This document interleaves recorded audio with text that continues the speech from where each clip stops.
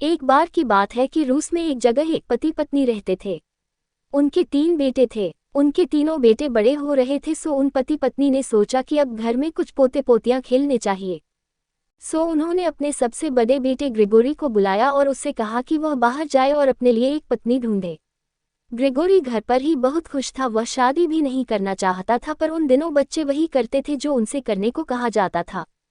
सो Gregory बाहर अपनी पत्नी ढूंढने चल दिया, पर उसने उसे ढूंढने में बहुत मेहनत नहीं की। वह एक बहुत ही शर्मीला लड़का था, सो वह सारे शहर में एक तरफ से गया और यह सोचते हुए दूसरी तरफ से निकल आया कि उसको किसी ने देखा नहीं। जब वह पुराने शहर के फाटक से निकल रहा था तो कुछ हंसती हुई लड़कियां उसके पास से निकल गईं। उसने उनको ये दिखाने की बहुत कोशिश की कि उसका उनसे कोई वास्ता नहीं था। जब वे वहां से चली गई वह वहां से भाग लिया।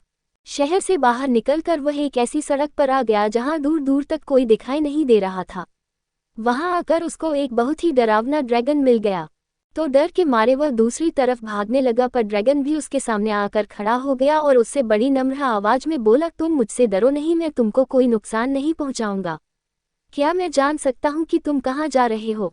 कुछ पल तो ग्रेगोरी कुछ बोल नहीं सका, पर कुछ देर बाद हकलाते हुए बोला, ओह नहीं नहीं, मैं अपने घर वापस जा रहा हूं।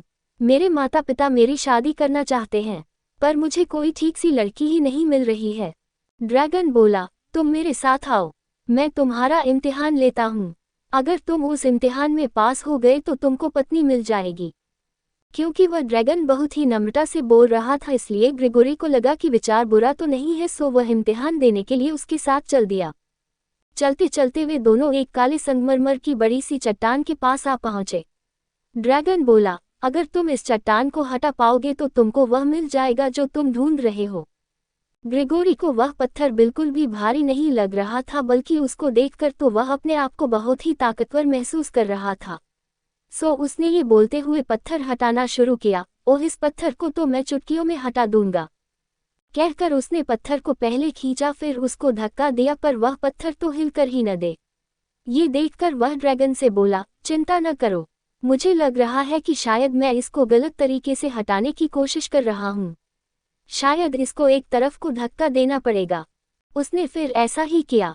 पत्थर को धक्का लगाते लगाते वह हाँफने लगा, उसकी सांस तेज हो गई, उसके सिर में हथौड़े बजने लगे, उसका पसीना छूट गया और वह तो बस बिल्कुल बेहोश होने वाला ही हो गया। ये देखकर ड्रैगन बोला, अफसोस, तुम तो इस इम्तिहान में ही फेल हो गए। तुमको अब पत्नी नहीं मिलने वाली।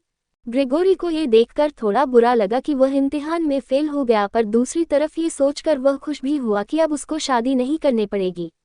यही सब सोचता हुआ वह अपने घर वापस आ गया। घर आकर उसने अपने माता पिता को बताया कि उसके साथ उस दिन क्या हुआ था। उसके माता पिता बहुत ही दुखी हुए, पर उन्होंने ये ग्रेगोरी से कहा नहीं।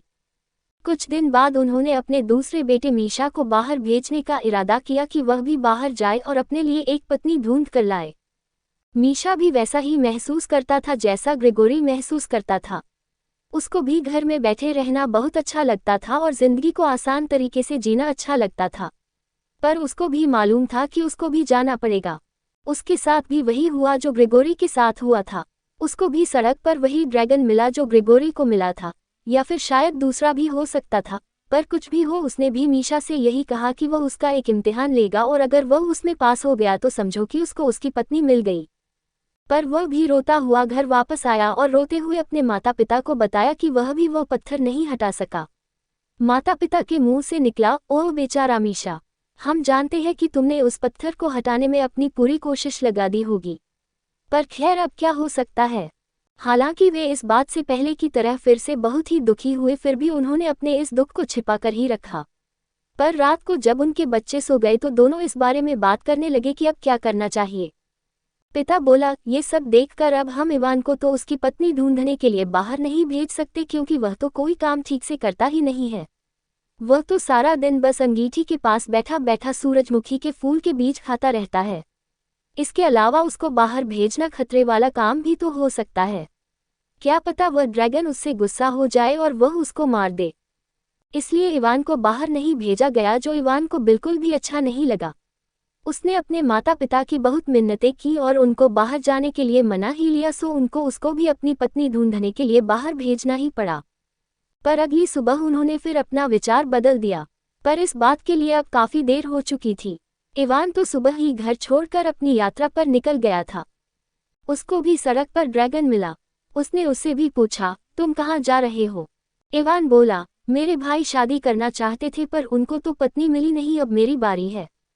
उस ड्रैगन ने अपनी भौहें उठाकर उससे पूछा, क्या तुम सचमुच में शादी करना चाहते हो? इवान बोला, क्यों नहीं, तो तुम्हें एक इम्तिहान पास करना पड़ेगा। ठीक है, पर क्या तुम सचमुच में इम्तिहान पास करना चाहते हो? तुम्हें मालूम है कि तुम्हारे भाई तो उस इम्तिहान में फेल हो चुके हैं, पर मैं उस इम्तिहान को पास करना चाहता हूँ, तो फिर आओ मेरे साथ। दोनों उसी काले संगमरमर की चट्टान के पास आ पहुंचे जहां वह ड्रैगन पहले उसके दोनों भाइयों को लेकर आया था। ड्रैगन ने उससे भी उस चट्टान को वहां से हटाने के लिए कहा। इवान ने उस चट्टान में एक जोर की ठोकर मारते हुए कहा, तुम्हारा मतलब इस चट्टान से है? हाँ, तुमने ठीक समझा, मेरा मतलब इसी चट्टान से था। इवान चट्टान हटाते हुए बोला, पर मेरे भाई लोग इसको क्यों नहीं हटा सके? इवान ने देखा कि उस चट्टान के नीचे तो एक गहरी झिरी खुली हुई थी। ड्रैगन बोला, शायद वे इसको हटाने के लिए काफी ताकत का इस्तेमाल कर रहे थे। देखता हूँ ये कितनी गहरी होगी, कहकर इवान नीचे जमीन पर झुककर उसके अंदर झांकने लगा। उसने देखा कि उसमें तो बहुत अंधेरा है और वह तो काफी गहरी चली गई है, क्योंकि उसके अंदर तो एक खोखली नली चली गई थी और नीचे जाकर तो वह दिखाई भी नहीं दे रही थी। ये देखकर इवान कांप गया और एकदम से पीछे हट गया। उसने ड्रैगन से पूछा, इसमें अंदर क्या है? क्या इसके नीचे? इसके नीचे तो पाताल है, और क्या है? मैंने तो इसके बारे में कभी नहीं सुना। क्या है ये? अरे तुमको नहीं पता, दूसरे राज्यों की तरह से वहाँ भी राज्य है, जैसे तांबे का राज्य, चांदी का राज्य और सोने का राज्य, और हर राज्य में एक एक ज़ारेवना है। इवान बोला, अरे ये तो बहुत अच्छा है। सो जब मैं यह इम्तिहान पास कर लूँगा तो वह लड़की मुझे कहाँ मिलेगी जिससे मुझे शादी करनी है? वह लड़की तुम्हें नीचे मिलेगी। तुम कम से कम एक ज़ारेवना से शादी कर लो। क्या उनमें से एक से शादी? नहीं नहीं, कभी नहीं। बहुत बहुत धन्यवाद, मैं पाताल के राज्यों में नहीं जा रहा, मुझे तो वहाँ लोग मार देंगे। अचानक ड्रैगन जोर से चिल्लाया, पर इवान तुम इसीलिए तो यहाँ हो कि तुमको उन्हें आज़ाद कराना है। ड्रैगन की भयानकता को देखकर तो इवान इतना घबरा गया कि वह तो बस यही सोचता रह गया कि किसी तरह से वह सुरक्षित घर पहुँच जाए। वह बुड़बुड़ाया, पहले मैं इसके बारे में सोच लूँ। ये सोचते हुए कि थोड़ी देर में ही ड्रैगन थक जाएगा और वहां से चला जाएगा, वह वही खड़ा खड़ा उस झिरी में से उस खोखली नली को देखता रहा। उसने देखा कि उस झिरी में उस खोखली नली में होकर चमड़े की एक कुर्सी दो रस्सियों के सहारे नीचे की तरफ लटक रही थी। उसके मुंह से निकला, यह क्या है? ड्रैगन बोला, तुम इस चमड़े की कुर्सी में बैठ जाओ और मैं तुमको नीचे उतार दूंगा। अगर तुमको वहां देखने में अच्छा न लगे तो तुम अपनी रस्सी 2 बार खींच देना, मैं तुमको वापस ऊपर खींच लूंगा। अब तक इस पाताल के बारे में इवान की उत्सुकता काफी जाग चुकी थी, सो उसने सोचा कि क्यों न एक बार वहां जाकर देखा जाए। सो वह ड्रैगन से बोला, पर अगर मैं ये रस्सी 2 बार खींचूं तो तुम मुझको तुरंत ही ऊपर खींच लेना। ठीक है। ड्रैगन ने इवान से वायदा किया कि जैसे ही वह रस्सी 2 बार खींचेगा तो वह उसको ऊपर खींच लेगा। इवान उस चमड़े की कुर्सी में बैठ गया और ड्रैगन ने वह कुर्सी नीचे उतार दी। इवान उस कुर्सी में बैठा झूलता हुआ उस खोखली नली के सहारे अंधेरे में नीचे चला जा रहा था। वह सोच रहा था कि वह अंधेरा कभी खत्म होने पर भी आएगा या नहीं। नीचे जाते जाते इवान ने आखिरी बार रोशनी के लिए ऊपर देखा, यानी रूस का आसमान देखा, और फिर सोचा कि पता नहीं अब वह आसमान फिर कभी देखेगा या नहीं। उस खोखली नली में अब सब कुछ बिल्कुल शांत हो गया था। उसकी दीवारों में लगे क्रिस्टल चमक रहे थे, पर उनसे वहां कोई रोशनी नहीं हो रही थी। उसने चिल्लाकर ड्रैगन से अपने आप को वापस खींच लेने के लिए आवाज लगाई, पर वहां तो कुछ भी नहीं हुआ। वह तो ये बिल्कुल ही भूल गया था कि अपने आप को ऊपर खींचने के लिए उसको चिल्लाना नहीं था, बल्कि रस्सी को 2 बार खींचना था। उसकी अपनी ही आवाज की गूंज उसको सुनाई दी तो वह और डर गया। उसकी कुर्सी भी बहुत जोर जोर से हिलने लगी। वह अगर उस कुर्सी में जरा सा भी हिलता तो उस खोखली नली की दीवार से टकरा जाता। मिट्टी के ढेले और पत्थर के टुकड़े नीचे गिरने लगते। उसने उनके नीचे गिरने की आवाज सुननी चाहिए भी, पर उसे कुछ सुनाई ही नहीं दिया। सो जब उसकी कुर्सी झूलती हुई उस खोखले डंडे से होकर नीचे जा रही थी, उसके मन में एक अजीब सा विचार आया। ये तो एक जाल भी हो सकता है और वह ड्रैगन तो मुझे कभी भी नीचे गिरा सकता है। और यह विचार आते ही उसने अपनी आंखें बंद कर ली, अपना चेहरा अपनी बाहों से ढक लिया और यह सोचना शुरू कर दिया जैसे कि वह अपने घर में अपने बिस्तर पर लेटा हुआ है। हालांकि इससे उसका कुछ खास काम नहीं बना, पर फिर भी वह कुछ शांति महसूस करने लगा। वह सोच रहा था कि पता नहीं ड्रैगन अभी भी उसकी कुर्सी की रस्सी पकड़े वहां खड़ा होगा या नहीं। फिर उसने सोचा, जरूर खड़ा होगा, क्योंकि नहीं तो वह तो इससे भी कहीं और ज्यादा तेजी से नीचे जा रहा होता। जल्दी ही अब उसको सांस लेने में भी परेशानी होने लगी। उसकी पलकें भारी होने लगी थीं। मुझे जागते रहना चाहिए, कहीं ऐसा न हो कि इस गड्ढे का कहीं कोई अंत ही न हो। धीरे धीरे वह बेहोश सा होने लगा। जब उसे कुछ होश में आया तो उसने धुंधलके में देखा कि वह ठंडे पत्थरों के ऊपर लेटा हुआ है। उस खोखली नली से हरे रंग की रोशनी निकल रही है। उसने देखा कि वह अभी भी उसी चमड़े की कुर्सी में बैठा हुआ है। उसने उस कुर्सी की चमड़े की पट्टियां खोल दी। अब वह थोड़ा आराम से सांस ले पा रहा था, या हो सकता है कि ऐसा उसको इसलिए महसूस हो रहा हो कि वह अब इस माहौल का आदी हो चुका था। इवान तांबे के राज्य में। इवान ने अपना चारों तरफ देखा कि वह रास्ता ढूंढ सके जहां से वह पाताल में पहुंच पाएगा। जब उसकी आंखें धुंधलके में देखने की आदी हो गई तो उसको उस खोखली नली से निकलते हुए कई रास्ते दिखाई दिए। उनमें से एक रास्ते के आखिर पर उसको लाल से रंग की रोशनी चमकती दिखाई दी। वह उसी चमकती हुई रोशनी की तरफ चल दिया। जब वह उसके पास पहुंचा तो उसने देखा कि वह रोशनी तो तांबे के रंग की थी। कुछ ही देर में वह रास्ता बंद हो गया और वह बाहर खड़ा नजर आया। बाहर निकलकर उसने देखा कि वह तो समुद्र के किनारे एक तांबे के जंगल में चल रहा था। उसने ऊपर आसमान की तरफ देखा, पर उसको सूरज कहीं दिखाई नहीं दिया। केवल भारी भारी बादल ही हल्की हवा में लटके हुए थे और पेड़ों के ऊपर कोहरा छाया हुआ था। जब वह उस तांबे के जंगल से बाहर निकला तो उसके सामने तांबे का बना एक महल खड़ा था। महल का दरवाजा खुला और उसमें से एक बहुत ही सुंदर जारेवना सीढ़ियां उतरकर उसके सामने आई। ऐसा लगता था जैसे कि उस राज्य में हर चीज तांबे की बनी हुई थी।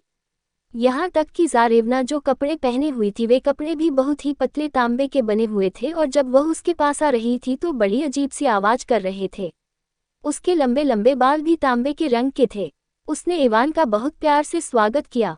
आओ, इस तांबे के राज्य में तुम्हारा स्वागत है। आओ, महल में आओ और मुझे बताओ कि तुम कहाँ से आए हो और कहाँ जा रहे हो। इवान के कपड़े और उसके शरीर की खाल भी उसके तांबे की रोशनी से तांबे के रंग की हुई जा रही थी।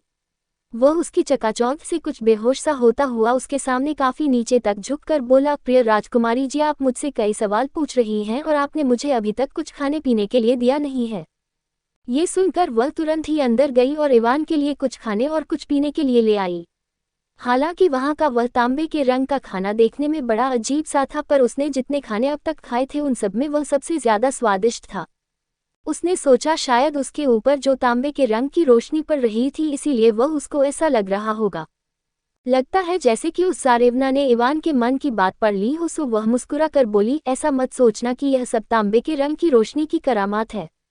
बहुत सारे लोगों ने ये गलती की है और हमारे पानी में तैरने की भी गलती की है। यह विचार ठीक नहीं है। इस राज्य में हर चीज तांबे की बनी हुई है, यहाँ तक कि अब तो तुम भी तांबे के बने हुए हो गए हैं। ये सुनकर इवान ने अपना चेहरा छूकर देखा तो कांप गया। वह ठीक कह रही थी। उसकी खाल सख्त और ठंडी हो गई थी। पर मैं धातु का आदमी नहीं बनना चाहता। जैसे ही वह ये बोला उसको लगा कि उसकी आवाज भी धातु की आवाज जैसी हो गई है।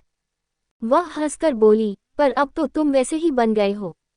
अचानक जारेवना को लगा कि इवान को धातु का बनने में अच्छा नहीं लग रहा है, सो वह फिर बोली, तुम चिंता मत करो इवान, ये बदलाव तो केवल उसी समय के लिए है जब तक तुम यहाँ हो, बाद में ये सब खत्म हो जाएगा। ये सब तो जादू का कमाल है। जब हम लोग ऊपर की दुनिया में चले जाते हैं तो हम लोग भी सामान्य लोगों की तरह ही हो जाते हैं। इसलिए अब तुम यहाँ आराम से बैठो और मुझे अपने बारे में कुछ बताओ। अगर तुम मुझे यहाँ से आज़ाद कराने आए हो तो मेरा ये जानना बहुत जरूरी है। इवान ने पूछा, आप यहाँ कब से रहती हैं? राजकुमारी ने कुछ दुखी होते हुए कहा, मुझे किसी और जगह की याद ही नहीं है। मुझे केवल सूरज और चांद नाम की चीज़ों की भी बहुत धुंधली सी याद है, पर यह भी अब बहुत पुरानी बात हो गई। तब इवान ने जारेवना को अपने बारे में और ड्रैगन के मिलने के बारे में सब कुछ बताया। उसने उसको ये भी बताया कि वह अपने लिए एक पत्नी ढूंढने निकला था। उसको बहुत खुशी होगी अगर वह उससे शादी कर लेगी। राजकुमारी ने जवाब दिया, नहीं, यह नहीं हो सकता इवान, क्योंकि मैं ये जगह तभी छोड़ सकती हूँ जबकि पहले सुनहरी जारेवना यहाँ से आज़ाद हो जाए।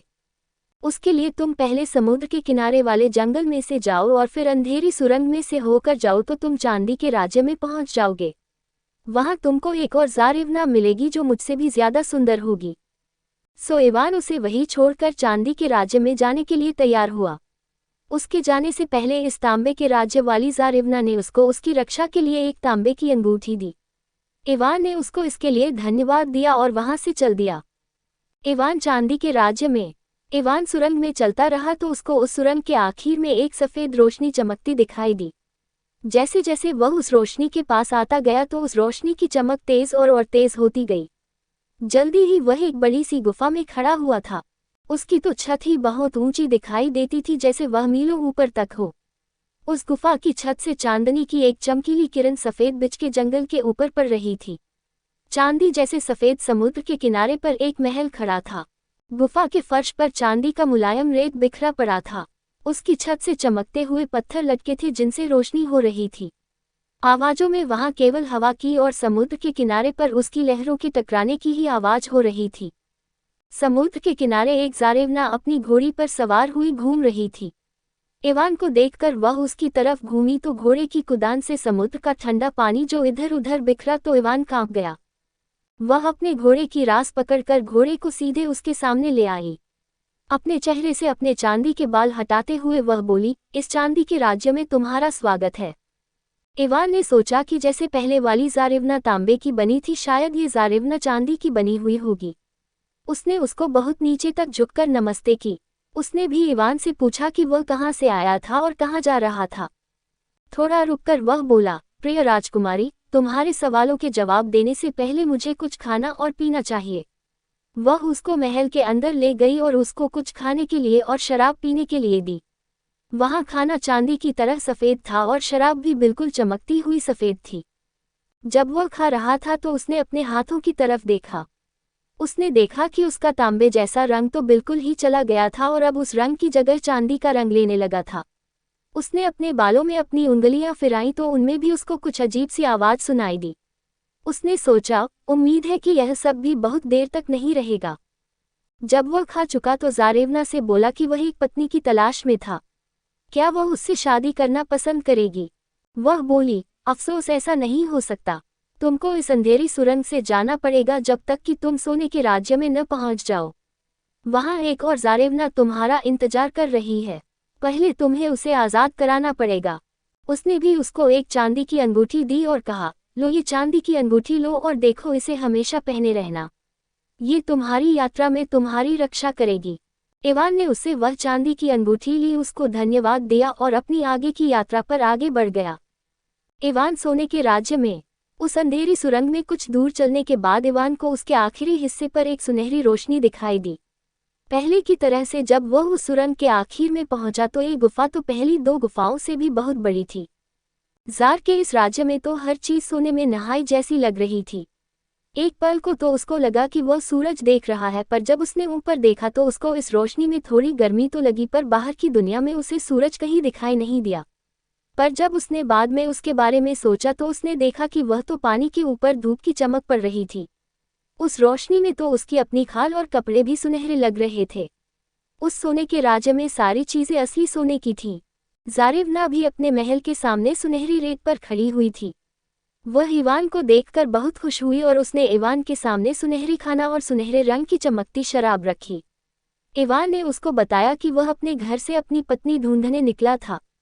फिर उसने उससे कहा, अगर तुम मेरी पत्नी बनना चाहती हो तो अभी मेरे साथ चलो।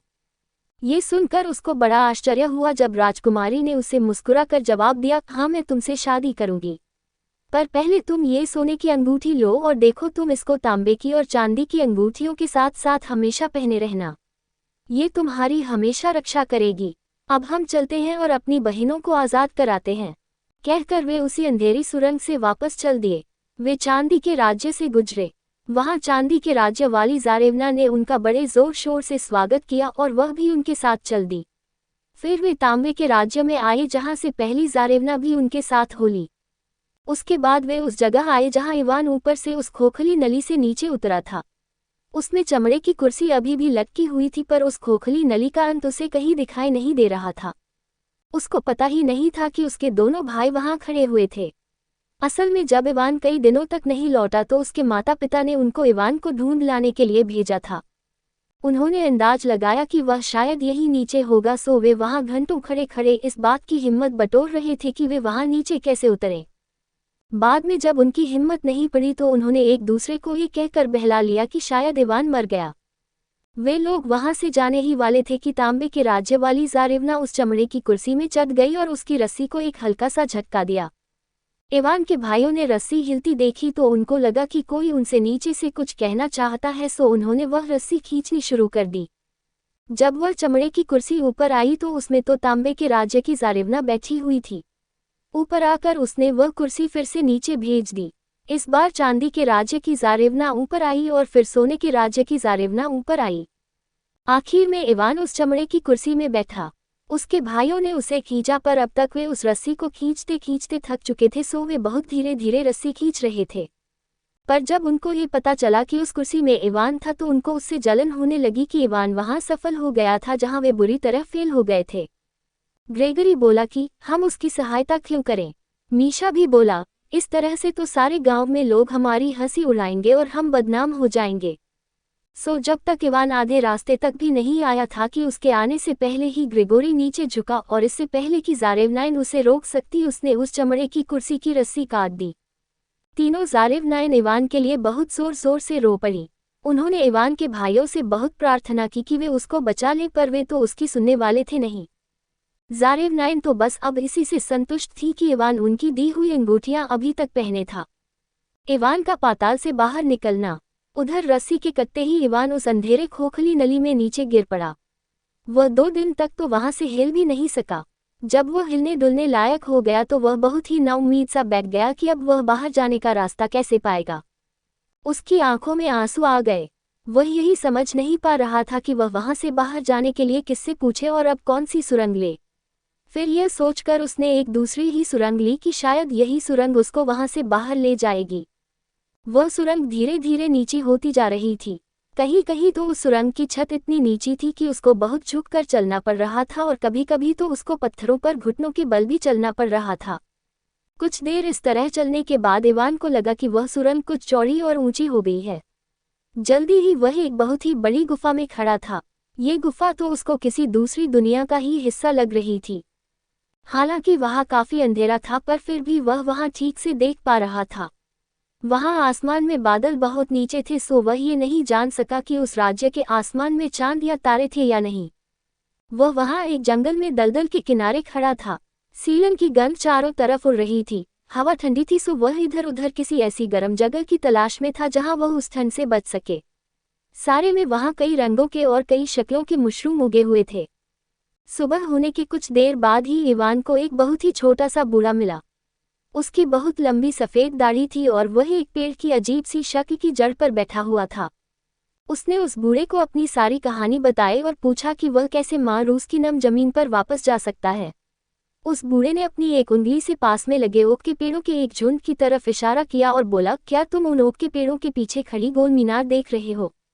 इवान ने उधर देखा जिधर वह बूढ़ा इशारा कर रहा था, तो पेड़ों के पीछे उसको एक पतली सी मीनार का ऊपर का हिस्सा वहां से झांकता हुआ दिखाई दे गया। वह बोला, हाँ, मुझे वह मीनार दिखाई दे रही है। बूढ़ा आगे बोला, उस मीनार में एक बहुत ही लंबा जादूगर रहता है। वह इतना लंबा है कि उसका सिर तो छत को छूता है। तुम वहां चले जाओ, वह तुमको बताएगा कि तुम वापस रूस कैसे पहुंच सकते हो। इवान ने उस बूढ़े को धन्यवाद दिया और उस लंबी मीनार की तरफ चल दिया जिसमें वह लंबा जादूगर रहता था। जब वह उस मीनार के पास पहुंचा तो उसको लगा कि जो कुछ वह सोच रहा था वह नहीं था, बल्कि वहां तो एक मुलायम सा धुआं था जो उस मीनार की एक बहुत ही छोटी सी खिड़की से बाहर निकल रहा था। वह मीनार के और पास गया और वहां जाकर उसका दरवाजा खोला तो चांदी के जाले के कुछ टुकड़े उसके चेहरे पर आकर पड़े। इससे उसको लगा कि जैसे वह मकड़ियों के हजारों जालों के बीच चलकर आ रहा हो। उसने अपने चेहरे से जितने अच्छी तरह से वह साफ कर सकता था वे छोटे छोटे रेशमी जाले के टुकड़े साफ किए और अंदर जाने से पहले उसने अपनी बहुत जोर से आती हुई छींक को भी रोका जो उन जालों की वजह से उसको आने वाली थी। खुशकिस्मती से दरवाजा बाहर की तरफ खुला, वरना उसको उस मीनार में घुसने में भी बहुत मुश्किल होती। क्योंकि हालांकि वह मीनार बहुत ऊंची थी पर साथ में वह तंग भी बहुत थी। उसमें घुसने के लिए भी इवान को अपने आप को उसकी दीवार से सटकर ही उसके अंदर घुसना पड़ा। जैसे ही वह उस मीनार के अंदर घुसा तो उसको वहां वह जादूगर खड़ा दिखाई दे गया। उसके अंदर वह लंबा जादूगर खड़ा खड़ा अपनी चांदी जैसी दाढ़ी के बालों को हाथीदांत की कंघी से कंघी कर रहा था। उसके सिर के बाल उसकी दाढ़ी जितने ही लंबे थे पर उसकी खोपड़ी पर गंजेपन का एक चमकदार चकत्ता था। शायद ये चकत्ता वहां इसलिए था कि उस जगह वह उस मीनार की छत से छूता था। उसने कत्थई रंग की एक थैले जैसी पोशाक पहन रखी थी जिस पर सारे में चांदी के बाल लगे हुए थे। जब उसने इवान को देखा तो उसने अपनी दाढ़ी के बालों में कंघी करना रोक दिया और कंघी को साफ करना शुरू कर दिया। इससे उसके बालों के कई सारे छोटे छोटे बादल खिड़की के बाहर उड़ गए और बहुत सारे बाल उसके कमरे में भी इधर उधर उड़ने लगे। कुछ बाल उसके चेहरे के चारों तरफ भी उड़ने लगे जिससे उसके चेहरे का काफी हिस्सा ढक गया। इससे इवान उसका पूरा चेहरा भी एक बार में नहीं देख सका। इवान से बात करने से पहले जादूगर को अपना गला साफ करने में कई मिनट लग गए। तब कहीं जाकर वह इवान से बड़ी ऊंची आवाज में बोला, किसी ने रूसी हड्डियों को यहाँ आने के लिए नहीं कहा, वे तो यहाँ अपने आप ही आई हैं।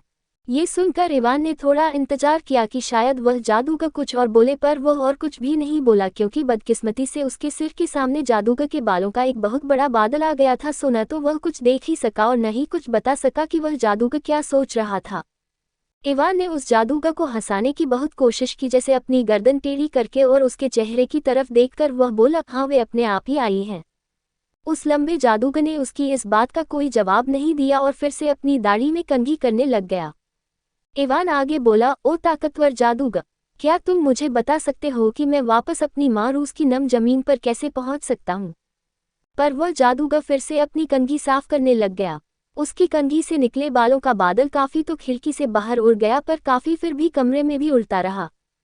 कई मिनटों बाद उसने फिर अपना गला साफ किया और अपनी उसी ऊंची आवाज में बोला, माँ रूस की नम जमीन पर पहुंचने के लिए तुमको यहाँ से दाईं तरफ करीब करीब 30 गहरी झील जाना चाहिए। वहां दूर जाकर तुमको एक झोंपड़ी मिलेगी जो मुर्गे की टांगों पर खड़ी होगी। उस झोंपड़ी में एक बूढ़ी जादूगरनी बाबा यागा रहती है। उस झोंपड़ी में घुसने से पहले तुमको जादू के कुछ शब्द बोलने होंगे। इस बुढ़िया के पास एक गरुड़ चिड़ा है जो तुमको मारूस की नम जमीन तक ले जा सकता है। इवान ने पूछा, और वे जादू के शब्द क्या हैं? ऊपर से आवाज आई, वे तुम्हें पता चल जाएंगे। और उस जादूगर ने फिर से अपना गला साफ करना शुरू कर दिया। उसको अपना गला साफ करते करते फिर मिनटों लग गए और इवान बड़ी उत्सुकता से उन जादू के शब्दों को सुनने का इंतजार करता रहा। उसको जादूगर के ये शब्द सुनकर बड़ी नाउम्मीदी हुई, यहाँ बहुत ही खुशकी है। ये सुनकर तो इवान का अपना गला भी खुश्क होने लगा था। वह बोला, हाँ ये तो है, और कुछ ताज़ा हवा लेने के लिए वह उस मीनार के बाहर निकल आया। उसकी समझ में यही नहीं आया कि जादूगर के उन जादू के शब्दों से उसका क्या मतलब था। शायद उसको कुछ गलती लग गई होगी क्योंकि वह ये सब कैसे जान सकता था। फिर उसने सामने की तरफ देखा तो उसको सामने कुछ झीलें दिखाई दी। सो वह वहीं उनके आसपास चक्कर काटता रहा। उसको वहां उनके आसपास चक्कर काटते हुए और यह गिनते हुए कि वे वाकई में 30 झीलें थीं कई दिन बीत गए क्योंकि दूर उसको कई और भी झीलें दिखाई दे रही थीं। उसको ये पता ही नहीं चल पा रहा था कि उसने उन झीलों को ठीक से गिन लिया था या नहीं। पर हाँ, उसको 30 झीलें गिनने के बाद जब 30वीं झील के किनारे एक झोंपड़ी दिखाई दे गई जो मुर्गे की टांगों पर खड़ी थी तो उसको लगा कि उसने उन झीलों को ठीक ही गिना था। जब वह उस झोंपड़ी के पास पहुंचा तो उसने देखा कि वह झोंपड़ी तो घूमे जा रही है और वह तो बहुत तेजी से घूम रही है। और वह केवल तेजी से घूम ही नहीं रही है बल्कि बहुत जोर की ची ची की आवाज भी कर रही है। उस ची ची की आवाज से तो उसके कान ही फटे जा रहे थे। उसके घूमने की आवाज और इस ची की आवाज दोनों ने मिलकर तो उसका सिर बहुत भारी सा कर दिया। फिर पता नहीं कहां से उसके दिमाग में वे जादू के शब्द आ गए जिनको उसे उस झोंपड़ी में घुसने से पहले बोलना था और उसने उनको गाना शुरू कर दिया। ओ छोटी झोंपड़ी, तुम अपना दरवाजा मेरी तरफ करो और मुझे अंदर आने दो। अचानक घूमती हुई झोंपड़ी रुक गई। उसकी आवाज भी धीरे धीरे कम होती गई और वह एक लंबी सी ची की आवाज करके रुक गई। उसकी टांगें इतनी नीचे को झुक गई कि वह झोंपड़ी जमीन से आकर लग गई। अब उसका दरवाजा इवान के सामने था। अचानक एक लंबी सी उसास के साथ उस झोंपड़ी का दरवाजा खुला। इवान सोचने लगा, यह मैंने कैसे किया? पर फिर उस झोंपड़ी में घुस गया। अंदर पहुंचकर उसने देखा कि बाबा यागा अपनी पुराने ढंग की ईंटों की अंगीठी पर लेटी हुई है। वह खर्राटे मार रही थी। उसकी लंबी नाक छत को छू रही है। पर फिर एक पल में ही उसने अपनी लंबी नाक इवान की तरफ की और बोली, मुझे यहाँ किसी रूसी हड्डी की खुशबू आ रही है। तुम यहाँ क्या कर रही हो? इवान ने डर से कांपते हुए इधर उधर देखा कि वह ये किससे पूछ रही थी। फिर यह समझते हुए कि वह यह उसी से कह रही थी, वह हकलाते हुए बोला, लंबे जादूगर ने मुझे आपके पास इसलिए भेजा है ताकि मैं आपके गरुड़ पर सवार होकर अपनी माँ रूस की नम जमीन पर जा सकूं। बाबा यागा वहीं से चिल्लाए, ओ रूसी हड्डी, बाहर बागीचे में जाओ और वहां जाकर उस स्त्री को ढूंढो जो 7 दरवाजों की चौकीदार है। उससे चाबी लो और उन 7 दरवाजों को खोलो। जब तुम आखिरी दरवाजा खोलोगे तो वह गरुड़ अपने पंख फड़फड़ाएगा। अगर तुम उससे डर नहीं गए तो तुम उसकी पीठ पर बैठकर उड़कर वहां जा सकते हो। और हाँ, मेरे उस पालतू चिड़े के लिए काफी सारा मांस ले जाना मत भूलना। इवान सोच रहा था, कौन सा बागीचा? ये किस बागीचे की बात कर रही है? क्योंकि वह जानता था कि उसके घर के बाहर तो कोई बागीचा था ही नहीं, वहां तो केवल जंगल था।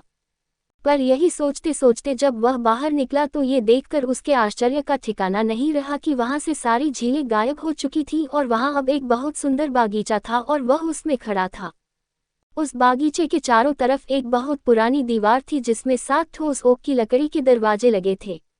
एक बहुत ही भयानक शक्ल वाली स्त्री उन 7 दरवाजों की चौकीदारी कर रही थी।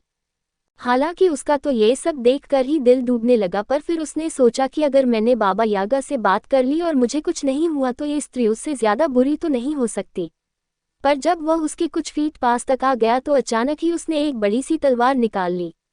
उसकी आंखों में वहशीपना छा गया। ये देखकर इवान का तो जैसे खून ही जम गया। वह वहीं से चिल्लाया, बाबा यागा ने मुझसे तुमसे चाबी लेने के लिए कहा है। ये सुनकर उस स्त्री ने अपने हाथ से तलवार छोड़ दी और उसका स्वागत किया। वह उसके यात्रा के लिए कुछ खाना पीना और कुछ और सामान लेकर आई। इवान ने बाबा यागा का कहा माना, सो वह निडर होकर गरुड़ की पीठ पर बैठ गया और उससे जितना भी मांस लिया जा सका उतना मांस उसके लिए उसने ले लिया। कुछ समय बाद इवान को भूख लगने लगी तो उसने सोचा कि मैं उस मांस में से थोड़ा सा मांस खा लेता हूँ। हमारे पास तो हम दोनों के लिए जितना मांस चाहिए उससे कहीं ज्यादा मांस है। सो उसने उसमें से थोड़ा सा मांस खा लिया। जब वे लोग कुछ देर तक उड़ चुके तो गरुड़ ने अपनी बटन जैसी पीली पीली आंखें इवान की तरफ घुमाई तो इवान ने उसको कांपते हाथों से मांस का एक टुकड़ा खिला दिया। गरुड़ ने भी उसे इवान के हाथों से छीनकर एक ही बार में खा लिया। उस उड़ान के दौरान ऐसा कई बार हुआ कि जब भी गरुड़ ने उसकी तरफ देखा तभी उसने उसको मांस खिलाया, पर हर बार उसे लगा कि वह गरुड़ तो अपनी तेज चोंच से उसका हाथ ही काट लेगा, परंतु ऐसा हुआ नहीं। जल्दी ही सारा मांस खत्म हो गया, पर रास्ता तो अभी बाकी था। गरुड़ ने फिर इवान की तरफ देखना शुरू किया। अब इवान को तो मालूम था कि उसके पास जितना मांस था वह सब खत्म हो गया था, सो वह उस पर चिल्लाया, घूमकर देखो अब सारा मांस खत्म हो गया। तुम्हारे लिए अब मेरे पास कुछ भी नहीं बचा। इस पर गरुड़ ने उसको अपनी तेज निगाहों से घूरा। इवान ने भी उसको घूरा, पर उसका तो एक एक जोड़ कांप रहा था। इवान को लगा कि यह गरुड़ तो पता नहीं कब तक उसको इस तरह से घूरता रहेगा, पर उसने देखा कि जल्दी ही उसने अपना मुंह फिरा लिया और इवान ने शांति की सांस ली। अचानक एक ची की आवाज के साथ, जिससे इवान का खून तो बस जम सा ही गया, गरुड़ ने एक बार फिर अपना सिर घुमाकर इवान की तरफ देखा और उसकी गर्दन से मांस का एक टुकड़ा काट लिया। इवान ने देखा कि वे उस समय एक खोखली नली में से ऊपर की तरफ उड़ रहे थे। इवान तो इस सब से इतना डर गया और उसे इतना धक्का लगा कि उसे अपनी गर्दन में से मांस निकाले जाने का जरा भी दर्द महसूस नहीं हुआ। अब उसको ये लगने लगा कि यह गरुड़ तो उसको ही टुकड़े टुकड़े करके खा जाएगा। सो उसने तय किया कि अब की बार अगर उसने उसकी तरफ देखा तो वह उसके ऊपर से कूद नीचे पड़ेगा। उसको सपने में लगा कि वे उस खोखली नली में से दूर, बहुत दूर किसी रोशनी की तरफ उड़े जा रहे हैं। उसने देखा कि जब वे उस नली के आखिरी सिरे पर पहुंचे तो वह गरुड़ काले संगमरमर की चट्टान के पास उतर रहा था। इवान तुरंत ही उसकी पीठ से नीचे लुढ़क गया। वह नम घास पर लेट गया और सोचने लगा कि अब तो ये गरुड़ बस उसको खा ही जाएगा। पर यह देखकर उसे बड़ा आश्चर्य हुआ जब उसको खाने की बजाय वह उसके गले के मांस का टुकड़ा जो उसने खा लिया था वापस लाया और इवान से कहा कि वह उसको अपने घाव के ऊपर रख ले, इससे उसका घाव भर जाएगा। इसके बाद वह उस खोखली नली से होकर वहां से चला गया। इवान ने ऐसा ही किया। उसका घाव कुछ पलों में ही भर गया। सूरज की किरणों की गर्मी से इवान के शरीर में कुछ जान सी आई और उसने अपने अंदर ताकत महसूस की। जब वह वहां लेटा हुआ था तो सूरज की एक किरण उसकी एक अंगूठी पर पड़ी, तब उसे याद आया कि वह कहाँ था और अब कहाँ है। उसने झुककर मारूस की नम जमीन को चूमा और देखा कि उसकी खाल और उसके कपड़े सब कुछ सामान्य रंग के हो गए हैं। भगवान की प्रार्थना कहकर वह अपने घर को वापस चल दिया। घर आकर उसने देखा कि तीनों जारेवना उसके माता पिता के घर में उसका इंतजार कर रही थी। क्योंकि वह ऊपर की दुनिया में आ गई थी इसलिए उनके ऊपर पड़ा जादू भी टूट गया था। इवान के माता पिता को बता दिया गया था कि उसके बड़े भाइयों ने उसके साथ क्या किया था। उन्होंने उनको घर से बाहर निकाल दिया। इवान ने उनसे प्रार्थना की कि वे उसके भाइयों को माफ़ कर दें और उनको फिर से घर में बुला लें। उसके माता पिता ने उसकी प्रार्थना पर उनको घर वापस बुला लिया। इवान ने सोने के राज्य वाली जारेवना से शादी कर ली और फिर उनके कई बच्चे हुए। दूसरी जारेवनाओं ने भी शादियां कर ली पर इवान के भाइयों के साथ नहीं। इवान के भाई भी अपने माता पिता के साथ खुशी खुशी रहे।